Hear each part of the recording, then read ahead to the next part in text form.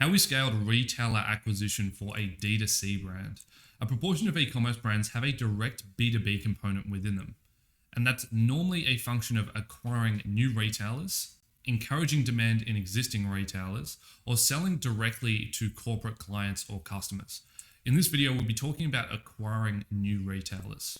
We'll touch on building a dedicated landing page offer, the importance of offline conversion tracking, segmentation of campaigns, cross-channel approach, and then lastly, understanding your numbers to make all of this work together in unison, particularly if you're also going to be collaborating with a paid media agency. Starting off with a dedicated landing page offer. So for this client, we curated a dedicated landing page offer, and the offer consisted of a free sample for their product. Now, the great part of their product is it's a consumable, relatively cheap product that only cost us $4 to send the samples as well as the shipping cost associated. So the offer in itself makes a lot of sense. We're giving away a sample of the product, which we know is going to be better than the products that they're currently stocking. It's only costing us $4, and we're getting all of their first-party data. Now, I have a screenshot of what the pop-up form on that landing page currently looks like. This isn't from that direct brand. This is pulled from elsewhere. But you can see that we have the ability to collect quite a bit of first-party data. And then once that submit button is clicked on right there, you'll then start to collect zero-party data on the customer. So you'll find out what existing product are they currently retailing, why are they looking for alternatives, etc., etc. The more information that you can collect during this form fill, the better for your sales team when then they call up and try to close that lead. Now, we experimented with the form fill of asking for business name, asking for business website or ABN. Either of these three works. We saw different form fill conversion rates depending on what we asked the individual business owner for. Generally speaking, ABN caused an enormous decrease in form fill rates. And the reason for that was because people don't have their ABN on hand. And so if they were going and looking for an alternative on Google on their phone, and then it's required to enter an ABN to actually get the free sample, they'll normally just bounce and not bother. However, that is an optional field that you can put into your form fill, or you can put it into the second process where you're requesting zero-party data from the customer. So the importance here is that you need to have a dedicated landing page, and ideally you need to have a relatively strong offer if you're optimizing for the highest form fill rates possible.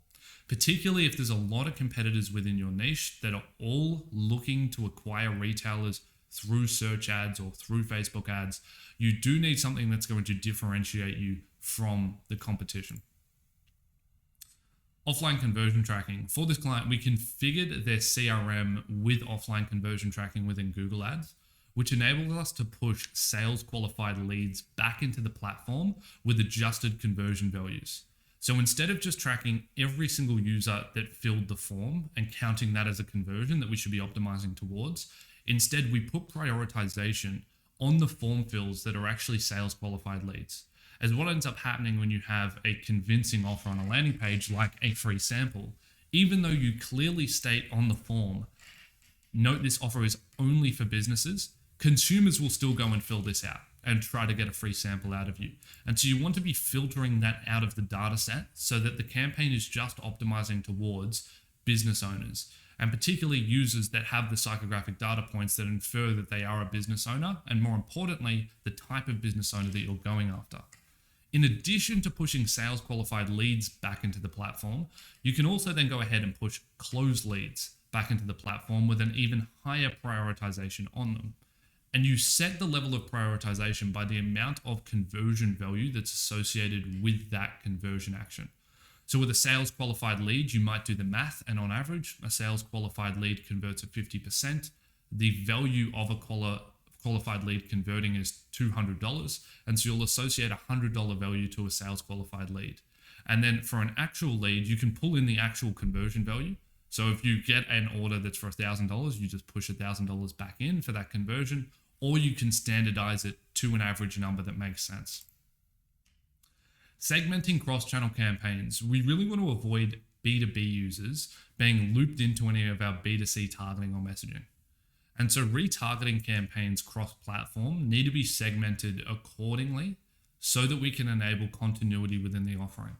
we really don't want to retarget consumers with our business offer. And vice versa, we really don't want to retarget business owners with our B2C offer.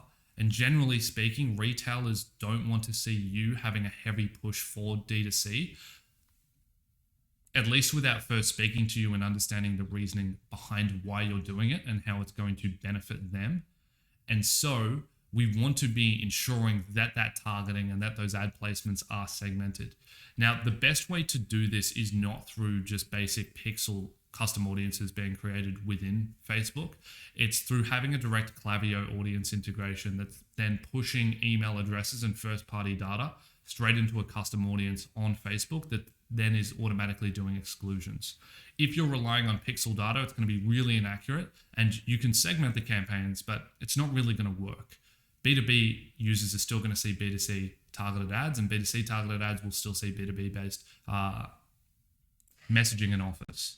And so you want to be doing this through an actual custom email list that's automatically importing and refreshing on an hourly basis, which is enabled through a Klaviyo integration. Next is that you want to understand your numbers.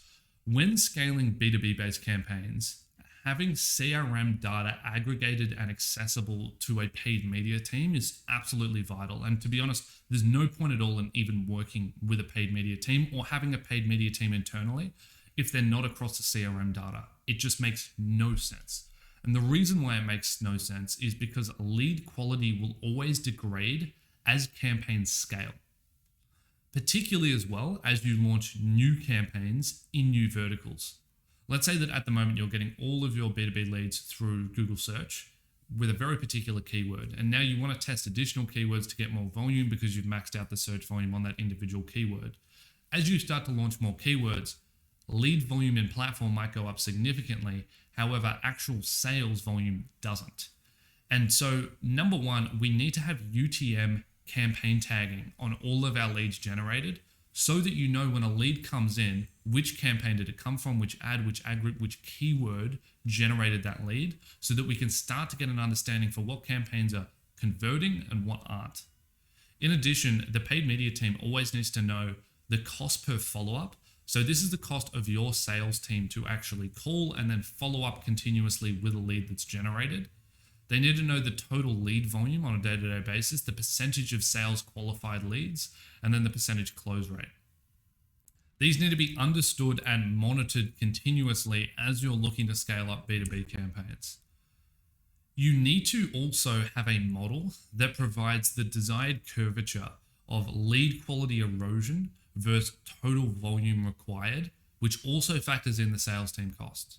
And that's a little bit of a long-winded sentence. To just simplify that into an example below, I've put that if lead volume doubles, but only 50% of the new leads are serviceable, does this have a positive impact on bottom line? If you can't answer that question very, very quickly through a model that you've generated on the back end, then you're not ready to start scaling up B2B campaigns, and you're definitely not ready to bring on a paid media agency to do so for you. So you need to understand that, okay, if lead volume was to go up 10%, but lead quality on that additional incremental 10% decreases by 50%, does it still make financial sense? Factoring in all of the sales team follow-ups that they're going to have to do on those non-qualified leads, as well as the impact that it's going to have on the sales team when their percentage close rate starts decreasing on total sales volume. So just to recap the video, we ran through, number one, the importance of having a dedicated offer on a landing page that's driving B2B customers to, where you're collecting first-party data alongside zero-party data on a follow-up form to get more information on end businesses and consumers that can then get passed to the sales team. The importance of having offline conversion tracking, which enables you to push sales qualified leads as well as converted lead value back into the platform, which helps enormously for optimizing towards your target demographic. We touched on segmenting campaigns, having a cross-channel approach that segments audiences based on actual first-party data rather than relying on pixel segmentation. And then the importance of understanding your numbers, and that you need to have a model that factors in lead quality erosion as you scale B2B campaigns before you should be looking to, number one, scale campaigns, or number two, work with a paid media agency to do so.